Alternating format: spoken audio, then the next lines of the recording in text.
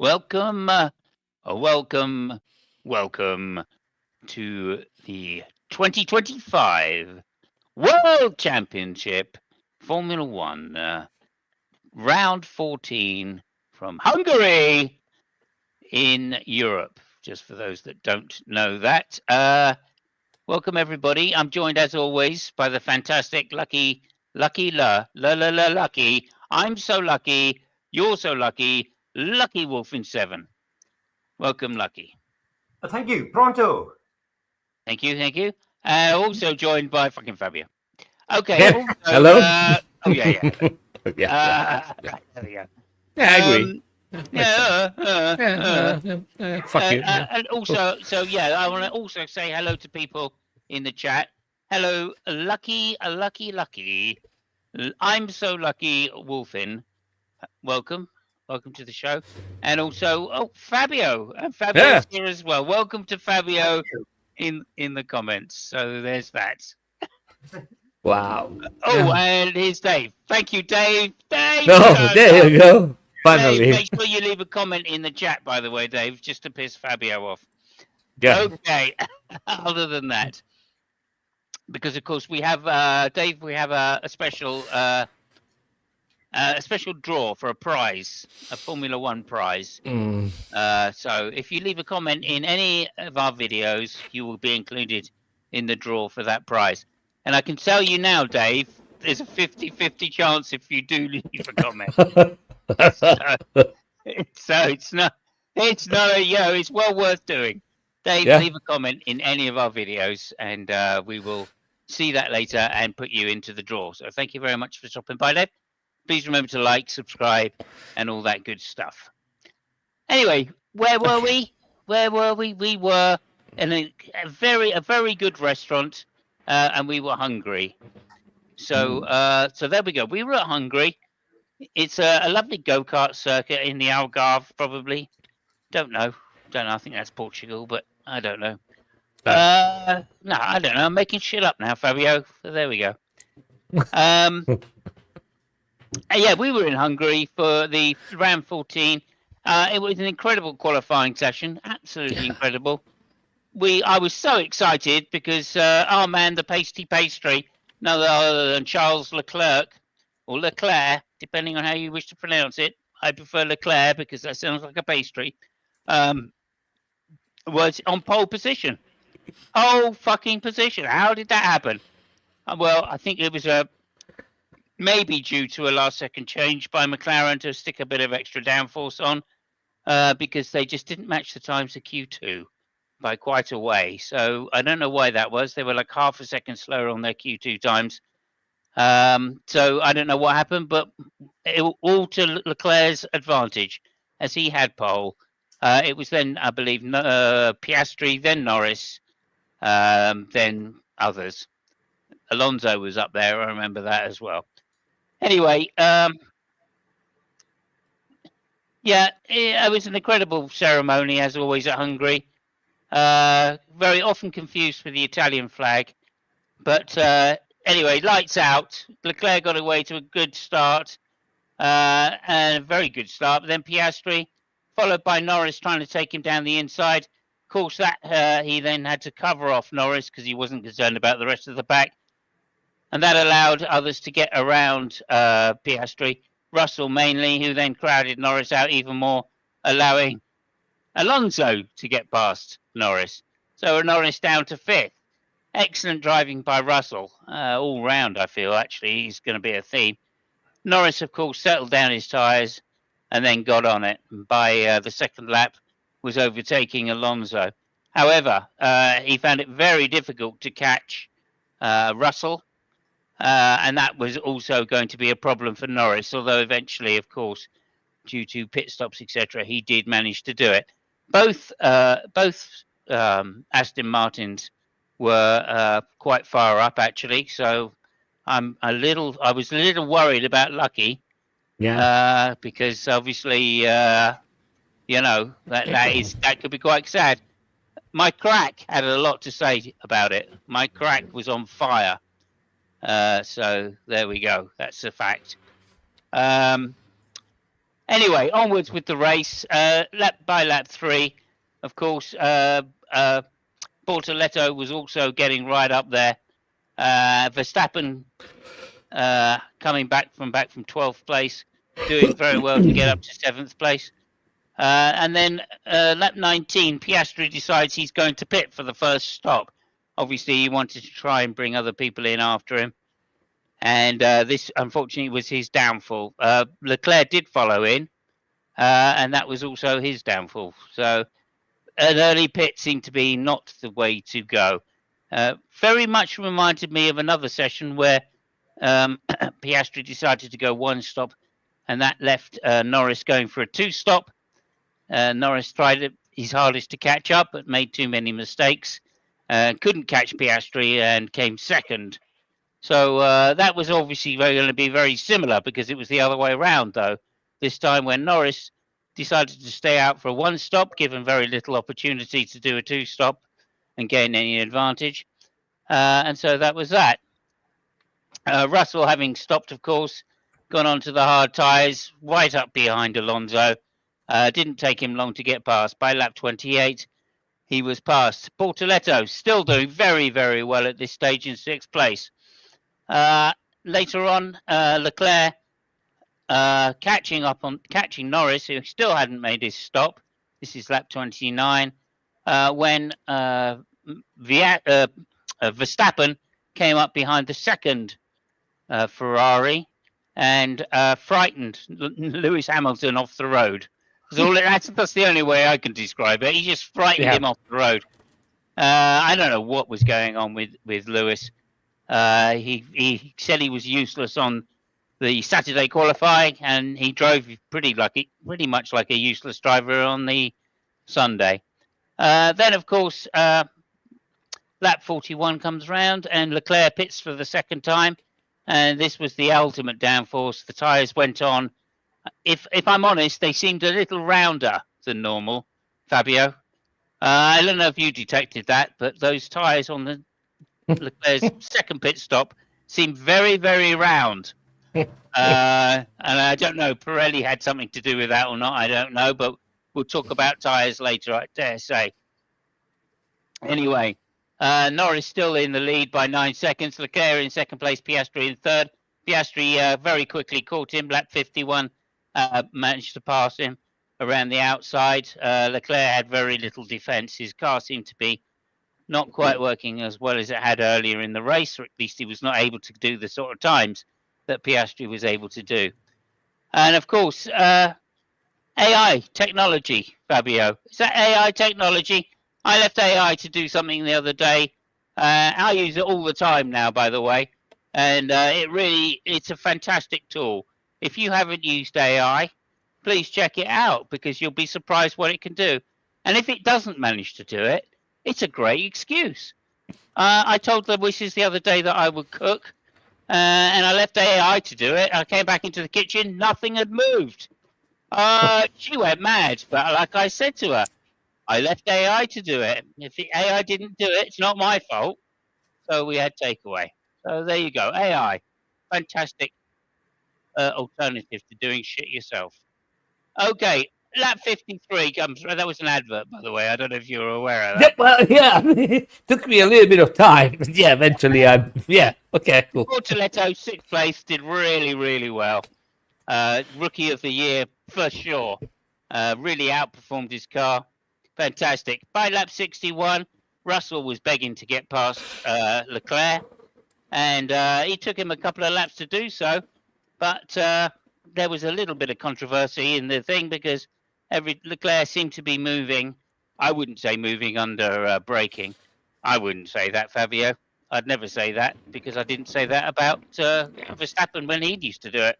So I'm not going to say it about Leclerc now. However, Russell did manage to get by, sparking his way. He was sparking away. Leclerc not sparking away. It's very strange. Still using the round tyres. Like I said, very strange. Anyway, Piastri did manage to catch Lando by about lap 69. But unfortunately, he managed to flat spot his tyres.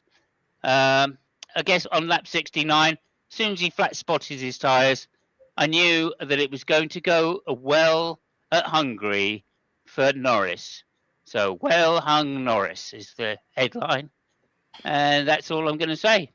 Norris came home to win a fantastic race, really paying it back to Piastri and leading now, trailing Piastri by only 9 points in the championship.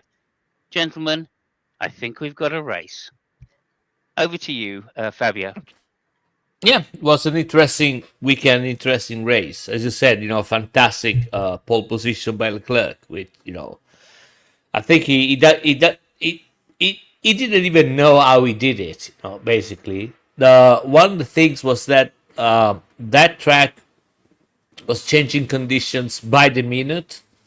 So one hypothesis is that the temperature was quite right when he got up. But anyway, it was fantastic lap. Good effort, and he was in pole position. He aced the start. Who didn't ace the start was Norris, and that was really weird because I think that the reason why he won the race was basically the fact that he made a mistake at the start, which is interesting, because when we talk about McLaren, this weekend they fucked up qualifying, they fucked up the start with Norris, made one pit stop, two pit stop, and regardless of what happens, they came first and second. So it's really, stopping those cars is really problematic. I think the only way to stop them is if they crash into each other, which Piastri tried to do. I think at 3 laps from the end, he tried an impossible maneuver. I was like, okay, it's not gonna break. Fuck it. But yeah. Anyway, that's enough about the McLaren. We'll talk about Leclerc, I think, later on. Disappointing Lewis. He was really depressed after the qualifying and after the race. And I think the main reason is because it's one thing if the car doesn't go, but now that your teammate is actually performing with the car and you are not, that's even more depressing for a driver. Is in a bad spot mentally right now. I think that now we're gonna have some kind of vacation. Next race is gonna be at the end of the month. So I think that he will have enough time to just put all the pieces together and realize that. I think somebody should tell him, listen, you're a 7-time world champion. Stop making dossier. Stop talking about. Just get in the car and do what you do best, right? Race, which apparently is something that it looks a little bit lost. But anyway, Antonelli made a good race, I would say. Disappointing qualifying, but he started behind Lewis Hamilton and he managed to get 2 points. So he managed to save the weekend a little bit, that distance. What else? Fantastic Alonso. Keep in mind that the guy he didn't drive the car on Friday in the free practices because he couldn't drive the car. He had a lot of back pain and he couldn't even drive the car. So it was just manipulated by the specialists in the team, and he managed to jump in the car and do what he did. I think it was pretty astonishing. Really nice race. Verstappen and all the other Red Bulls, they are in the. I think they're in the pit. They don't know what the fuck is happening. The car doesn't perform. The other guy seems to be faster right now. Verstappen is still putting a lot into the races, but that's not enough. And yeah, quite a disappointing race. What else? Am I forgetting something? No, I think that's all. Of course you Yeah. are. Of course you are. Yeah. You're old. Of course you're forgetting something. Yeah, of course, yeah. Okay. Okay. So yeah, I think that's Okay. enough. We talk Thank you about very much. we talk about Leclerc, a little bit later. We will, undoubtedly. Yes. Over to you, Lucky. Did you watch the race? Were you impressed by well-hung Norris? Well, I'm not sure about this race, to be honest. I mean, as far as racing, actual cars racing each other, there wasn't much excitement, was there? However, I'll have to come back to that because I forgot to do something. Anyway, however, we're going to start with my man, Hijack Hajar. No, we're not going to need Mike Track. He'll be talking later on. He'll be giving us Okay. shortly. Yeah. Excuse me. Okay, well, this has actually become more of a report on the rest of the Red Bull drivers. Again, Tsunoda, 16th and 17th, qualified and end the race. He's at the back of the field where Liam Lawson was at the start of the season. All they've done is, all these two have done, Lawson and Tsunoda, is swap places. As one's gone to the other one's car, they've got better and got worse. It's a strange situation there. Absolutely. Reminds me of that song, Lucky. That famous song. Go on, tell me. My Sonoda. Okay, so Lawson was actually the best of the rest drivers this weekend. He was 9th and 8th with Hajar at 10th and 11th qualifying race. So I don't know, what have Red Bull got to do to find a driver that will actually work in that car? I have this suspicion that the best thing they could do is get a hold of Valtteri Bottas before he signs for Cadillac and get him in a Red Bull next year, because he doesn't care if he comes first or second, but he can get the car to the end of the race in a decent position. He's going to be doing better. Can he though? Better than Lawson or Tsunoda are going to be doing, I think. However, it's a strange situation. It is a strange situation. I'm amazed that as soon as Christian Horner leaves, Tsunoda does better, and here we are with Max going, "Oh, the car's terrible." Then Tsunoda's back at the back of the grid again and doesn't have the same parts that Max has again. So something's very odd. Something's very, very odd. Yes. With Hajar. That's how you actually pronounce it. Hajar. Hajar, yeah. Hey Joe, where are you going with that gun in your hand? Okay. What? Yeah, okay. Yeah, right. What else did we have to talk about? Some stats this weekend. There's not much in the way of stats this weekend. However, it was the 200th Grand Prix win for McLaren, which I think makes them second to Ferrari now. Okay, interesting. Yeah.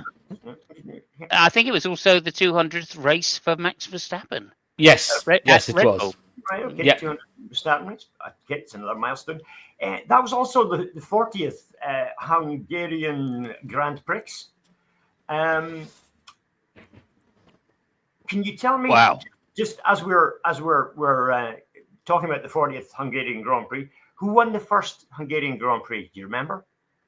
85. Was that? Yes. I didn't. I think it was.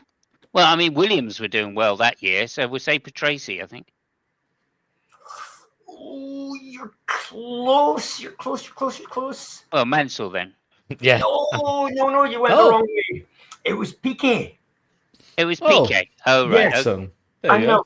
I've actually put a video that we can perhaps watch later on, if you think it's okay, and won't give us a. Probably not. Just to say that now. Check it and see what you think. But there's probably somebody dying in flames. In that video, so I'm not gonna do that. It's only in the background, though. It's a short snippet actually from the first Hungarian Grand Prix, which was a brilliant moment for everybody actually. But we'll come back to that. So, what else were we talking about? Stats.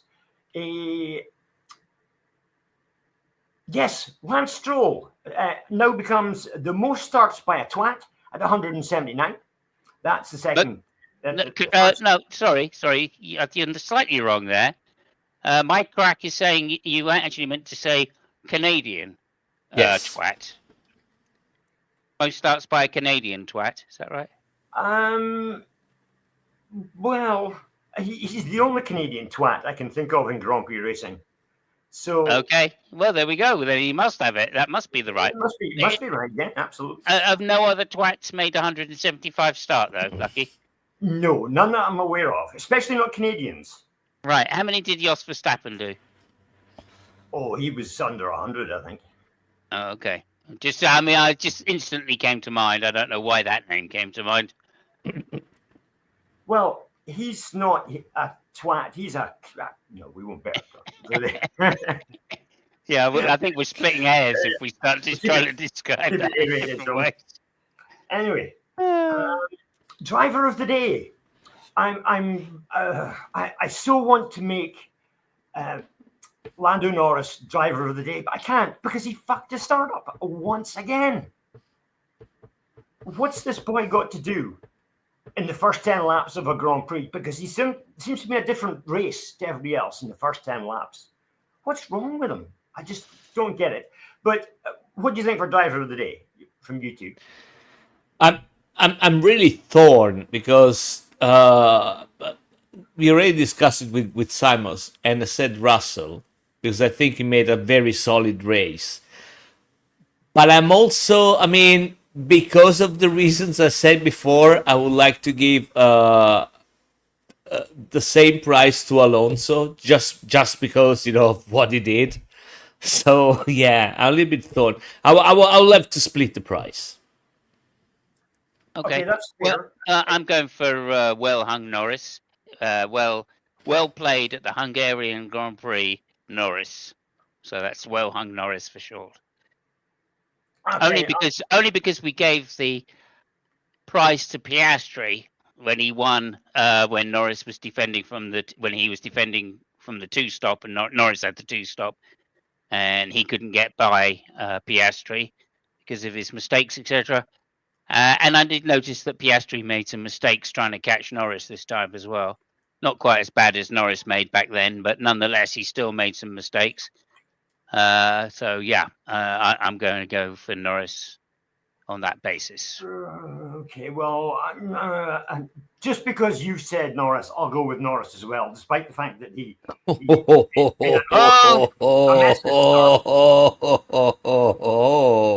only because you said so. Wow. Okay. Okay. Poor Charles Leclerc. Yeah. I feel so sorry for that guy. He doesn't need my fucking sympathy. However, what's he got to do? I mean, it wasn't his problem in the race. They had a problem with the car. I mean, the car was too low, and they saw that the plank was wearing too much. Actually, they realized it quite early in the race. There was a certain point. There was a radio message from Leclerc. He was complaining about cuts of the engine. They at a certain point they mapped the engine so that it wasn't a top speed at the end of the straight where the plank has got way more wear. Yeah. So they realized it at the beginning. They did nothing at the first pit stop because there was too much fuel on the car anyway. And in the second pit stop, the tires that they put on, they had a higher pressure than usual in order to raise the car and not to be disqualified at the end. Sure. But that made the car absolutely undrivable for him. And he complained on the radio. He didn't know about those things. He complained on the radio, and the reason he complained was because they also made an adjustment on the front wing, and he thought that the problems that he had were because of the front wing adjustment. But that's the reason why, in the post-race interviews, he said, well, yeah, I didn't know everything. Then they explained to me the stuff. That wasn't the reason, and blah, blah, blah, yeah. So, yeah, there was that. I think he was probably the most deserving of the victory yesterday. and it's as you said, it's not his own fault. It's out of his control, which is a real shame. I mean, if you want to find somebody's fault, it was the team's fault. The setup was wrong, and the wear on the blank was too much. So if you want to find somebody, it should be them. So yeah, not a good job from the Ferrari team, I would say. Okay, I think we can all agree that the people who are crying that Lewis is too old need to shut up, because it's simply not the case. And Fernando Alonso showed by the fact that he finished fourth at the age of 44 that age isn't too much of a barrier in Formula One these days. I mean, I don't know. I mean, Lewis' situation right now is really problematic. So there is a couple of things. Lewis is a person, and Simons knows it. He can recall it better than I do. He's a person which has always spoken a lot. And before the races, spoke a lot. With the press and all that stuff. I think that one of the things he hasn't realized is that the media pressure on Ferrari is 2 or 3 steps higher than any other team. So one thing I think he should do is to be way more super careful of what he says, after and before the race. That would be a good start.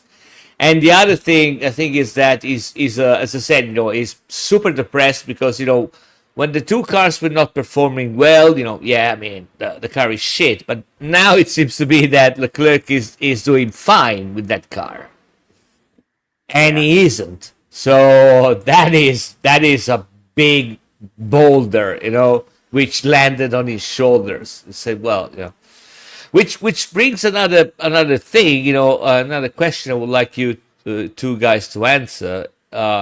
If things, and sorry, and I will tell you later why the question is wrong, by the way. But if things progress like that, and you got to make a car for next year, who do you make a car for? Whoa, that's a very good question. And that's a wrong. It's a stupid question, but I'll tell you later why it's a stupid question. But I'll let Lucky answer first, then, and then I'll answer why it's a stupid question rather. Okay. Go ahead, Lucky. I'm not sure that they'll be able to do that given the new rules. I think they're just going to have to make a car and see how it works out. See how the 2 guys get on, and if one does better than the other, they can take the Red Bull route and go for it for a number 1 driver. But that's which one of the 2 would accept that? I don't think either of them would they? I think they both have the same driving style. So you make it for Leclerc, then it's also good for Hamilton. Make it for Hamilton, it's also good for Leclerc.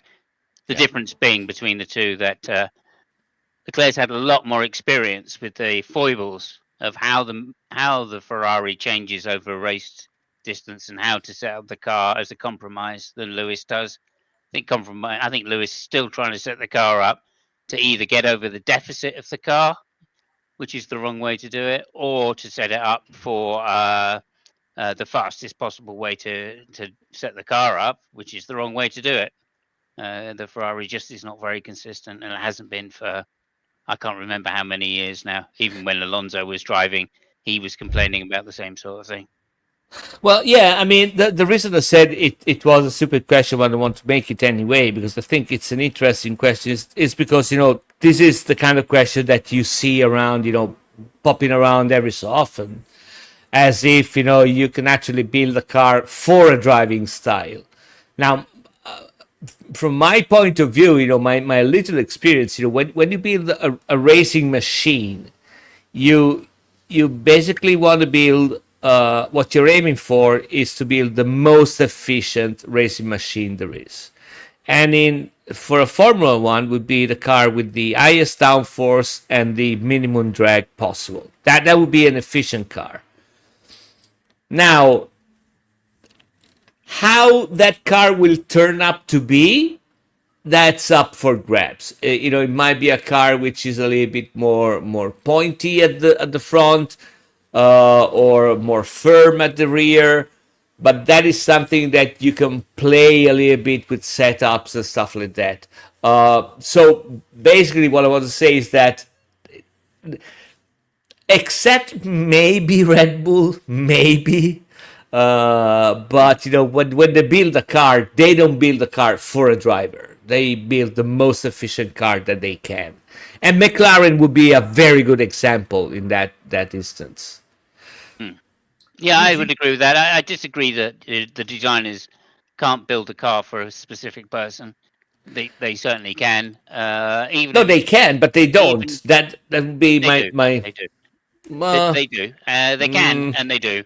uh, One of the, even if it's just down to, and this is where you'll agree with me, even if it's just down to the measurements of the driver, right? So some drivers have had their cars built for the teammate, and they're such a different size to their teammates that they can hardly fit in the car. I think Jenson Button was had a problem with that various times. Ralph Schumacher also had a problem with it, with Jacques Villeneuve having the car designed for Jacques Villeneuve's specifications, so he just fit into the car. But of course, these days when there's a weight limit, with the weight limits the way they are now, the cars being so heavy, this is less of an issue. But it's still the case. Ocon, currently on the grid, suffers with this as well, right? When he was at Alpine, the car was designed for an average sized driver, and it turns out he's well above average, so he struggled to fit into the car, and that does disadvantage one particular driver over another. Famously, as well, I'll just say this: famously, there's been a couple of drivers which have very short legs. Okay, and they happen to they literally put the drivers a lot further forward as a result, and so their teammates always struggled. But then it depends how good a driver you are. Senna was obviously a small man, and the McLarens were designed around Senna. yeah, I mean, I wouldn't describe that as making the car for the driver. That is more a problem of measurements. I was referring more to the way that the car behave. There are some drivers which prefer a front firm and stuff like that. I mean, that's something which eventually comes after once you've designed an efficient car. Yeah, I mean, I'm not so sure. Like the chassis design is crucial, right? These days, especially. So, and chassis well, design can be heavily influenced by the driver's style. well, I mean, here's the thing. If you got a good driver, I mean, a good driver is the one which can adapt, to the car that he's driving. And if he's got an efficient car, they will drive at their best. Again, there's some things you can do with setups. And granted, I mean, there are some drivers which adapt to the characteristic of the car worse than other. And then there are some drivers that they don't care what you give to them. They will adapt their style. They will change the setup of the car, and they will give them a fast car, and I will drive it the way it's supposed to be driven. One of those drivers was famously was Schumacher. Schumacher was a master in that kind of thing. It just said, I don't care, if it's pointy, if it's, if it's peaky or whatever, just give me an efficient car. And he was able to adapt his driving style to the car that he owned at the time. So it's complicated, but that's another reason why, you don't really take into consideration the driving style of the driver when you're making a car. What you're really aiming for is a car which is, the most efficient car ever. Even because you never know what the fuck is going to happen.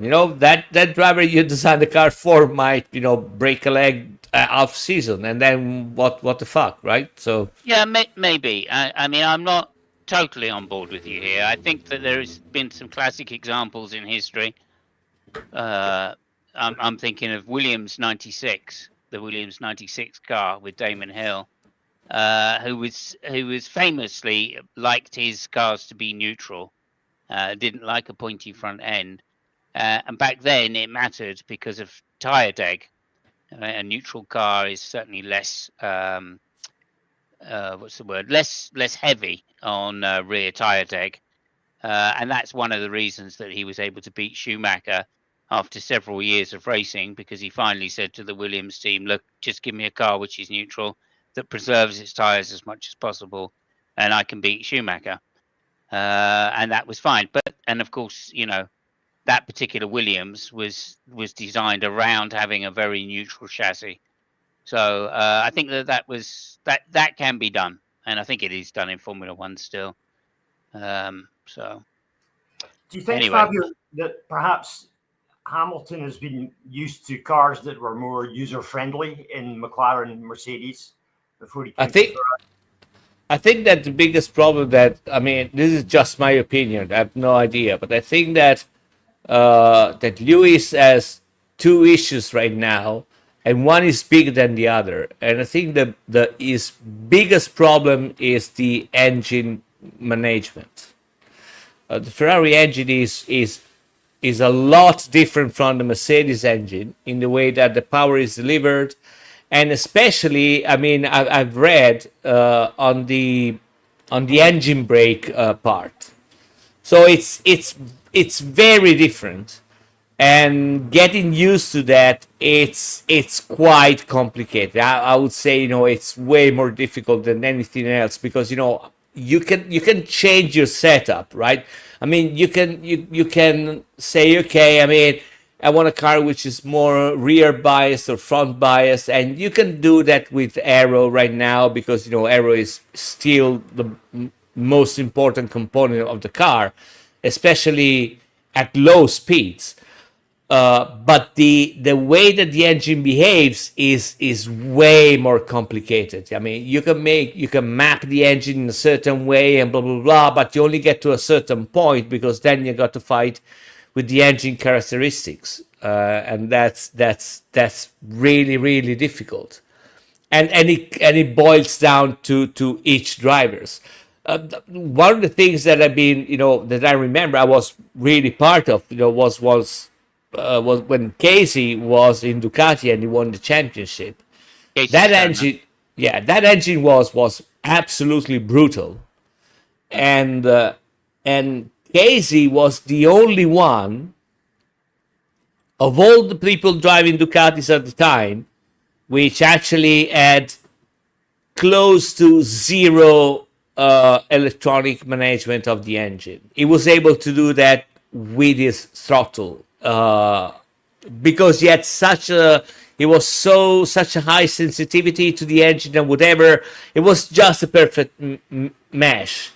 Right. Now you would think, okay, I mean, if that's how he drives it, I can map the engine the same way for the other drivers, that they can't reach that finesse. I can do it electronically, but you couldn't. You just couldn't.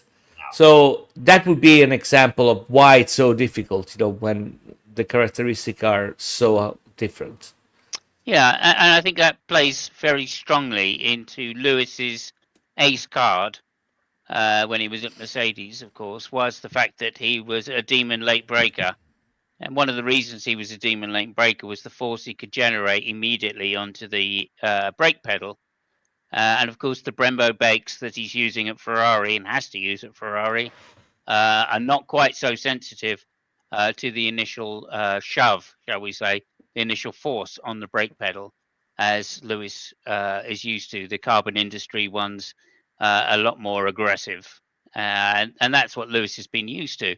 So in some sense, it's like taking away his prime kind of quality, right? His prime what he relies on the most to be faster than other drivers on the grid. And he can't use that the way he was using it at Mercedes. Although he's still very late on the brakes these days, because he's obviously learnt to use the Brembo brakes properly.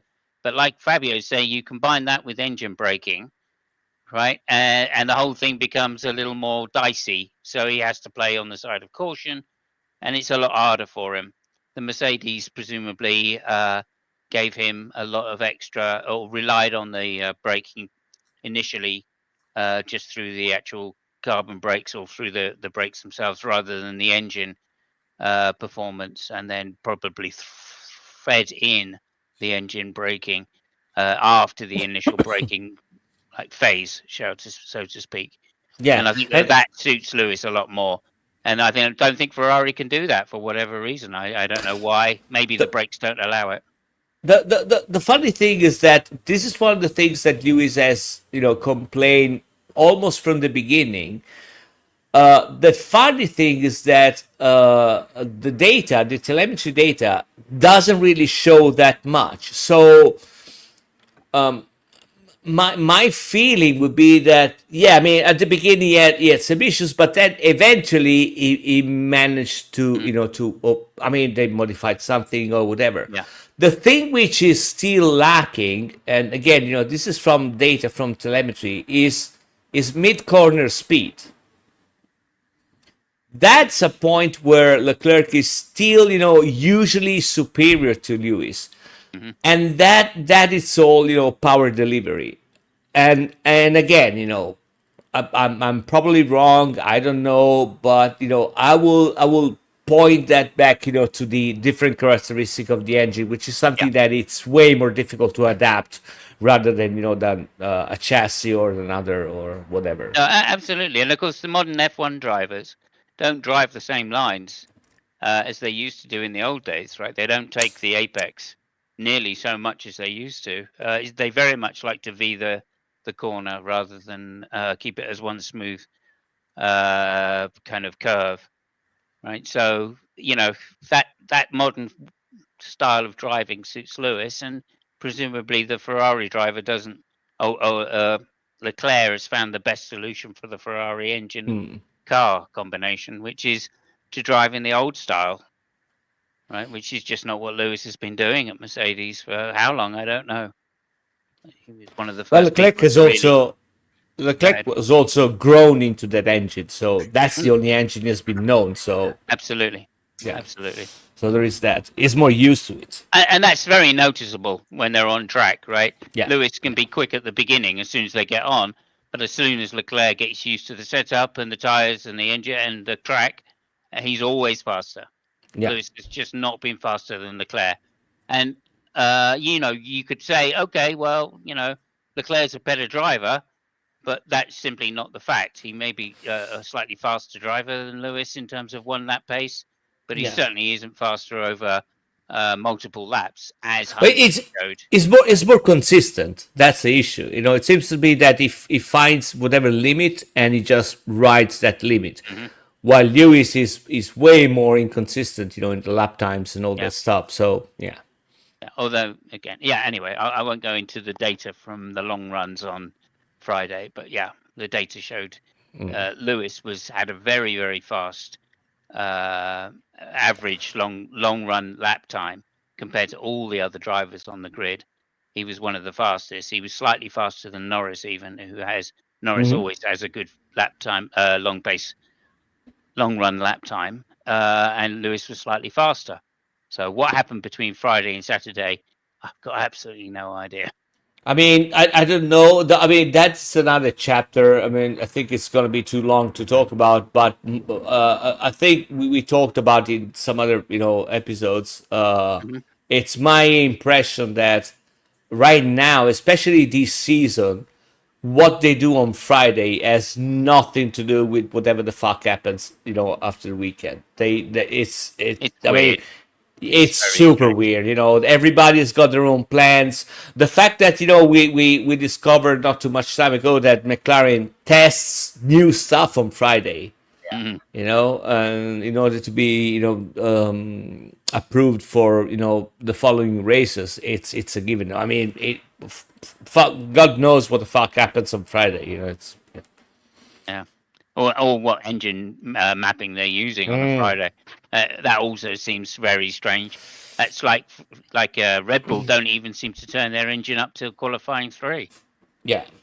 That's weird. Yeah. Anyway, Weird. lucky. What do we think about Charles's move on Russell? Do you think that was something that just came about from frustration? I'll be super brief. I was so pissed at that moment of the race that I didn't see it. I didn't. I mean, when I saw that Russell was getting so much on Charles and how he was driving, I was just like, "Fuck it, I got to have a coffee." So I was probably making a coffee and said, forget about it. I would Very uncharacteristic of Leclerc to do something like that. I think it was exactly how Verstappen raced against both McLarens earlier in the season, and I just think Leclerc had just gone, fuck it. If I can hold on to this, I will, even if I have to use Verstappen's tactics.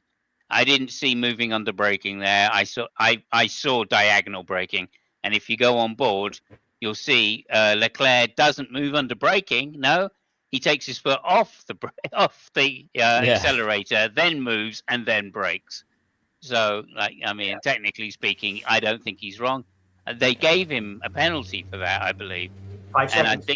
I think that's 5 seconds. I mean, Yeah. if he'd really moved under braking, do you think 5 seconds would have been the penalty? Yeah. No, they did it for to kind of show people that they won't whatever, that they're trying to be as fair as possible. In actual fact, I think he did exactly what Verstappen did at Austria last year.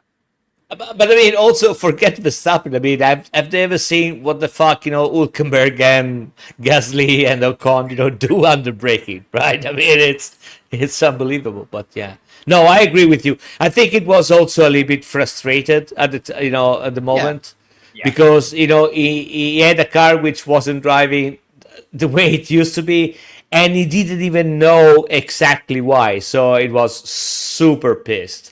Yeah. So yeah, might be that. But also they didn't hit. Yeah. He still gave Russell enough room. Verstappen and Norris came together when he did that. Yeah. I mean, that's the stupidity of it, as far as I can see. The FIA have been terrible these last few years, absolutely terrible. So anyway, that's just my whinge. Funnily enough, I asked AI about it, and it didn't do anything. Yeah, there you go. So, are we going for quiz or myth or quiz? Before we don't stop him. He's just about to sing the tune. Oh, go ahead. Go ahead, Lucky. Before we do that, it was $200 off the window. McLaren have now got more than twice the points of Ferrari. I think it's a bit of a foregone conclusion. Constructors' Championship and the Drivers' Championship is foregone in the fact that it's going to be one of the McLaren drivers. I would certainly say that with the Drivers' Championship. What I do fear is that when they get the Drivers' Championship, that Piastri is going to take his gloves off and start using tactics like Verstappen uses. In which case, there may be a few DNFs in that McLaren team. But I completely agree. Who's the only person that could win it if that happens? Russell. How far back is Russell? Miles. Yeah. So I don't think there's going to be any other thing, even if it gets close. If it starts getting close, then the McLaren boys will just start going, okay, well, we won't fight each other now. We'll have to fight this other guy. It's only because the McLaren guys are fighting each other right now that it seems like they're not pulling away as fast as they could,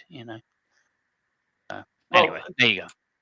They're letting them race, but we know what happens at McLaren sometimes when you let your two drivers race. Well, McLaren always let their two drivers race. They've never had team orders. Yeah, they've never had team orders, right? That's a McLaren sacrosanct rule, right? So. Well, tell me a team. Oh, I suppose Hakkinen and Coulthard. Yeah, maybe they didn't let Hakkinen and Coulthard race, but did they have to give orders there? You know what I'm saying? Speaking of twats that started ahead in 175 races, you've just come up with another one for me there, Lucky. Well, at least he won a fucking race. Oh, did he? Oh, okay. Coulthard, he won 11 or something like that. Oh, okay. He made it double figures. Anyway, it's quiz and the quiz. Right. Okay. Today's question. Wow, that was quick. The question for today. By the way, Yeah. listen. After this question, you guys are going to be doing all the work for a Okay. change at the end of the show. Okay. So the question of today is: had this driver won the Hungarian Grand Prix, it would have been the first win for the team that he drove for, the engine manufacturer he drove for, the tire supplier that he drove for, and also his first victory for that team. Right. However, I think I know who it is. Yeah. he lost the lead on the last lap. Who He was did. it? I think And it was what Damon Hill. It certainly was Damon Hill. What was he driving? I think he was driving an Arrows. He wasn't driving an Arrows. What kind of engine did he have? I think he had a Ford, maybe, Oh, or a Yamaha, maybe. Yes, Yamaha. There we go. And what tires was he on? Bridgestone. You are the smart arse of the day. Thank you. I remember that race. I remember that race. I think all us Brits remember that race. Yeah, we were it was. disappointed. And the strange, the thing is Damon only asked for 1 million to stay at Williams, and was told no by Frank Williams. Well, You know why he was told no? Well, they had Frenson coming in. Exactly, right? They literally could pay Frenson half as much. So Williams saved 500,000 and got rid of a world champion. Unbelievable. Unfucking believable. Do you know how much Williams got paid at Arrows? Damon Hill got paid at Arrows. Yeah, Damon Hill, sorry. Yeah, he got paid more than he was getting paid at Williams. Yeah, but not considerable amounts. I think he only got like 2.5 million or something like that from Arrows. Yeah. I don't think it was a huge amount of money. 2 million. I know that Ron Dennis offered him a contract where he would get $1 million every time he won a race. And that was the only form of payment he was going to get if he won a race. Oh, he should have taken that for sure. I would have gone with McLaren any day if it was to piss Frank Williams off. Yeah. Well, yes, I'm sure it would have been a thorn in Frank Williams. All right, so thank you so much for that. Do I get 3 points for that? The driver, the manufacturer, the engine, and the tyres. 4 points for that, yeah? You are 4 times the smart arse this week than Fabio was last week. There you go. Thank you very much. Thank you very much. Jesus Okay, do you have a myth for us? Well, no, we don't have a myth because you guys are going to be doing something for a change. Okay, well, in that case, I'd like to do something here, which is to say the first Hungarian Grand Prix was in 1986, not 1985, so that makes it 39 years. What? That's why I guess Nigel Mansell. Okay. Yeah. Right. Anyway, I wondered why I said Mansell. If it wasn't Mansell, but then I realised in 85, if it had been 85, Mansell was with Rosberg, Keke Rosberg in 85. So I was wrong on both counts. I would have been wrong anyway.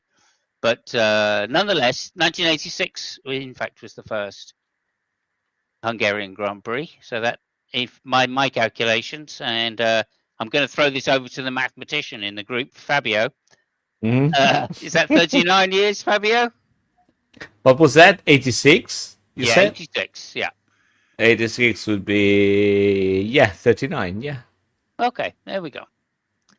So that's minus 1 point for you, Lucky. So first time somebody's had a minus score on the quiz. Anyway, there we are. See, and you gave him 3 or 4 points. That's how he treats you. There you go. 4 points, unbelievable, Fabio. I did give him that, but I think might be taking him away shortly. Any more of this? I'll have to check that out while I'm. You were correct about PK and Senna though. PK won the first one, didn't he? Yeah, PK won the first one in 86. Yeah, and by overtaking Senna. Yeah. Right. Okay. Just give me a minute here. Okay. Listen. Here's what we're going to be doing. Okay. As it's the summer break. It is. Formula One. And traditionally, you get a report card at the summer break to take home to your parents Oh, okay. from school. You get what? A report card. Oh, I thought you said a porn card. I said what? No, no, we get a report card. Okay. Fortunately, Fabio, we don't have to open them. Wow. Okay. Go ahead. Yeah. Go ahead, Fab. Go ahead, Lucky. Okay, so I'm going to give you some. The three top teams at the moment are Red Bull, Ferrari, and McLaren. So, Fabio, you're going to give me a report card on Lando Norris. Oh fuck yeah. Oh my god. What are you going to tell his parents? What are going to tell what? His His parents. parents. His Shall I go parents? first and then Oh yeah, I mean, Oh, I okay. know that his father is loaded. Oh yes. Oh yeah. Hell yeah. He sold his comp. Well, yeah, I mean, I'm just read it. I think that his father is the second most loaded person in the F1 circus after, I think, Stroll. Stroll's top man, yeah. Yeah. Yeah, definitely. So what are you going to tell his parents? Could do better? Needs to put in more effort? To Lando, I mean, I will tell him, listen, man. I mean, you gotta grow a pair, like a big pair, yeah, yeah. Okay. Throw away all the video games and all the shit. Just do some. I don't know. I mean, take this month, go make some bungee jumping, or for yourself, with a parachute from an airplane. I mean, do something where you shit yourself, because that's what you need to do. Okay. That's how different report cards are in Italy, by the way. So Yeah. my report card for Thomas, Norris. you're going with, Hang you're on, going with Oscar. hang on. My report card for Norris would be: Norris is a slow starter, but when he applies himself, he usually catches up with the rest of the class. Mm. Go ahead, Lucky. Okay, well, you can continue on and give one for Piastri. Piastri. Okay. Piastri is a very popular member of our class and always pays attention. However, he is a bit of a rascal and is likely to end up in the wrong crowd. Fair enough. Okay, so Ferrari, Fab, you can have Charles Leclerc. What are you going to say about him in your report card? What am I gonna say to him in my report card? I should stop complaining about stuff which are outside his control. It's not. I mean, just follow the program and grow up a little bit. Before telling other people what to do. Just apply yourself to whatever is been told you to do. That's what I'm telling. Fair enough. What do you think, Simon? You want to give him a report card? Yeah, I think I would. I'd say Charles is a very good student, but he's always looking at the girls. Okay, that's a good one. Okay, and continuing with you, Sir Lord Lewis Hamilton, Pope V of Stevenage, OBE, Wow. CBE, KSA, whatever. What do you think about him? I would say for Lewis, Lewis has been held back enough times now that he should have got it right by now. Also, I'd just say Lewis can do no wrong. He is the most amazing British sportsman that's ever lived. And if he says otherwise, it's only because he's whinging. Okay. Which is a true British sportsman, by the way. No, I will tell them, that right now, what's stopping Lewis to be a better student right now is Lewis himself. So he should focus a little bit more on what he can actually do well, and way less on everything else, around him, which are not part of this curricula. Yeah. Do you think perhaps trying too hard would be apt?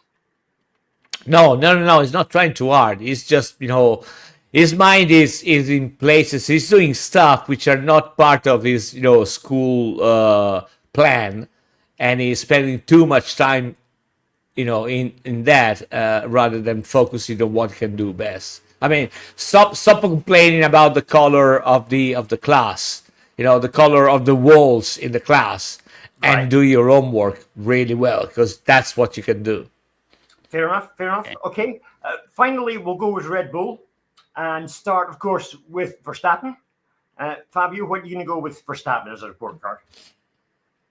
Listen to your dad. He can't do wrong. Okay, I'll go for Verstappen. Could be a very good student. Unfortunately, he smokes too much drugs Well, that's a possibility. and Indeed. plays too many computer games. And his We'll go for dad that. is Joss, which doesn't help either. Yeah, well, yeah, there we go. And I'm going to give one to you here, Lucky, if I can. I'd like you to give a report card on Aston Martin, and firstly Alonso. Alonso. Yeah. Fernando concentrates hard, but his equipment sometimes lets him down. Thank you, and of course the other driver, as we know, is Lance Stroll. What is your report card for Lance Stroll? It doesn't matter how much money your dad's got, you still can't buy you fucking talent. Okay, Although Lance is the #1 Canadian starter of Grand Prix. right. So And He's not saying that. I don't know. I'm trying to get him to say it, but he won't say it. and according to Mike Crack, Yeah, according to Mike Crack, oh well, don't bring Mike Crack up then. I can't because I'm on a different thing right now, waiting for you to say what I want you to say. According to Oh my God. According to Mike Crack and others, Lance is a twat.